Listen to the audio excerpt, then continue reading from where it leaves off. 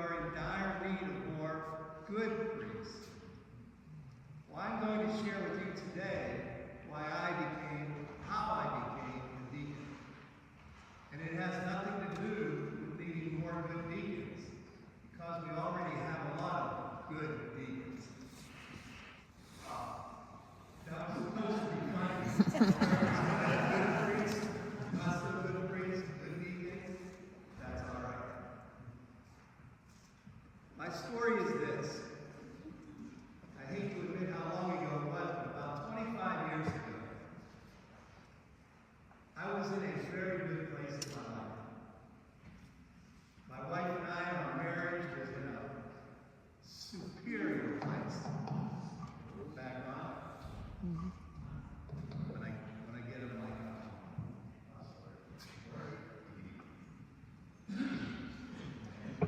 Good. Yeah, thank you, good priest. Sure, we laugh again.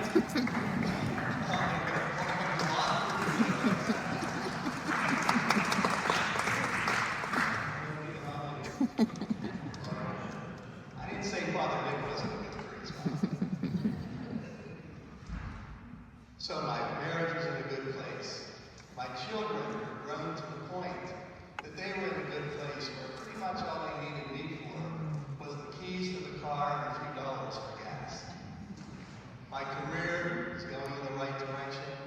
I was extremely involved in my parish, as most of you know, or probably all of you know, my home parish for all of my life, the past 70 years now, as of 2 weeks. St. Coleman. I was very involved in, and I had been my whole life. But I was involved in many different ministries, many different councils. Everything was in a very good place. But about 25 years ago, I began to feel like there was something else that God wanted for me. But I had no clue what that was. So I started, as part of my daily prayer, to just say to God, to ask Him, if you just let me know what it is you want from me, I will do it without hesitation. I will say yes, I won't complain, I'll do whatever it is you say that you ask, no matter how uncomfortable it might make me. I prayed that prayer for 3 years. We know that all things and all time is in God's hands, not ours. So I prayed every day, with the hope and the trust and the belief that if there was something else God wanted from me, He would eventually tell me. For 3 years. One Sunday, I was sitting in a pew, got to church a little bit earlier than I normally do, and a Pittsburgh Catholic, for those of you that are old enough to remember the weekly Pittsburgh Catholic, was sitting in the pew. Now, I had honestly, never in my life read the Pittsburgh Catholic. But I decided to pick it up that day. And I was flipping through it, and I saw an article from then Bishop World. And the bishop was calling for a new class of deacons. Now, keep this in mind. I didn't know anything about what a deacon did. I didn't even know they existed. I had never been in a parish that had a deacon, nor had I ever been to a mass where a deacon assisted. I knew absolutely nothing about it. But I read the article, and for some reason, I was drawn to that article. And in it, they said they were having listening sessions across the diocese over the next few months to explain to men all about the Deacon. I decided to go. Saturday afternoon at St. Bernadette Church, and they were talking to us for 2.5 hours. All I remember from that session were all the negative things they told us about the Deacon. You're going to go to seminary for 5.5 years.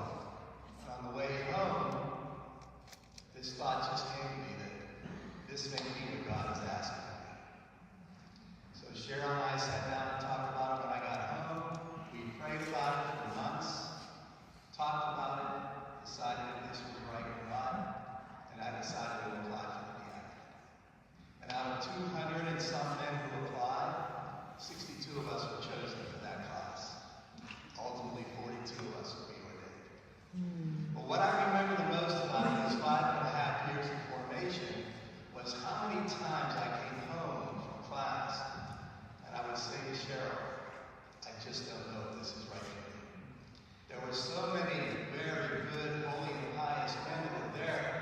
Men that knew so much about the faith that I'd never even heard of. But I kept doubting whether or not this really was what God was asking of me. And every time I had that thought, we had monthly meetings with our spiritual director and our formation director. I would bring it up. And every time I told them about my doubt, they asked me one question.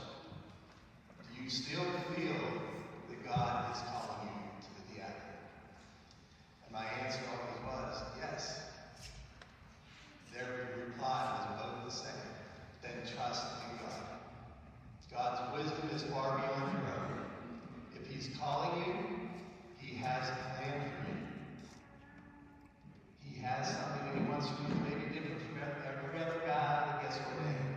You have to just trust in His wisdom, trust in His plan. And so I did. Obviously, I wouldn't be standing here in front of you today. And I can tell you this without any reservation. The last 15 years of my life, actually it'll be 15 years in June, have been some of the best years of my life. And it's because of my work in serving God, serving all of you, and serving His church. So if I'm not here talking about that because the bishop wants to call a new class of deacons like you get a priest, why am I sharing that with you today? Because of what we heard in Scripture today. We heard in the second reading that God's wisdom is mysterious, it's hidden, but everything is predetermined. God has a reason for everything, for every one of us. And many times we doubt it. We don't understand it. But as Christians, we accept the reality that God knows better than we do about what is best for us. And my sisters and brothers, 70 years, like many of you here, I knew one church, St. Coleman Church. That's where I made all my sacraments. That's where I learned the faith of the good sisters who taught in the school, from the good priests we had that guided me and guided all of us along the way. And then I came 8 years ago to start to know some other churches I consider my home as well. Originally it was St. Coleman along with St. Jude and St. John Bishop. Then when we all came together as eight, it became all of you. I consider this church, all of you, my church, my home, my family. And I hope you all feel the same way about us. Am I sad over what's happening to my church? Absolutely. Am I disappointed? Absolutely. But am I angry? Absolutely not. We heard in the scripture passage today in the gospel that Jesus was talking about the law of the commandments. And we heard the first one, thou shalt not kill, but Jesus said, I say to you, if you are angry with your brother, you are liable to judgment. So my sisters and brothers, we also heard in Sirach that God sees all. God knows all that's in our heart and all of the things that we can do. So why am I not angry about my own church being closed? Several reasons. Church for me is where the tabernacle is. I've traveled a lot around the world when I was in my former career. Everywhere I went, even in countries like China and Russia, I could find a Catholic church. And I can tell you this without hesitation. In every one of those churches, even when I didn't speak the language, but I knew the Mass, I knew what was going on. Every one of those churches that I went into, I felt at home as much as I did at St. Paul. Because the tabernacle was there. Jesus Christ was there. He is in every Catholic church. He will be in every Catholic church. Why am I also not angry? Who would I be getting angry at? Would I be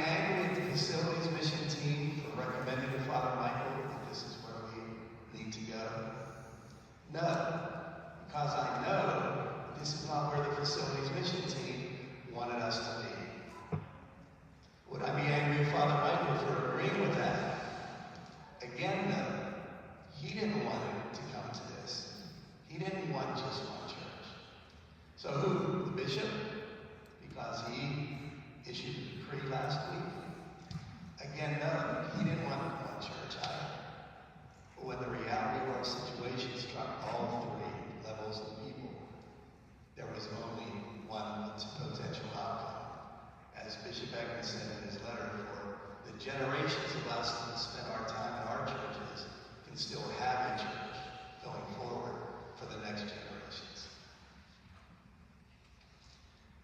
So my sisters and brothers, we should be sad. We should mourn the places that we're losing. But we should mourn them like we mourn the loss of a loved one. We go through a grieving process. We cry, but we come together with our families. That's how we survive a deep family loss, is by surrounding ourselves with our families and our friends. We are all family. We may not all be friends, because we don't know everybody yet, but we are all family. And in this time of loss, we are all going to experience in a few weeks. Be sad, mourn the loss, but please don't be angry. Who do you think the anger should be directed at?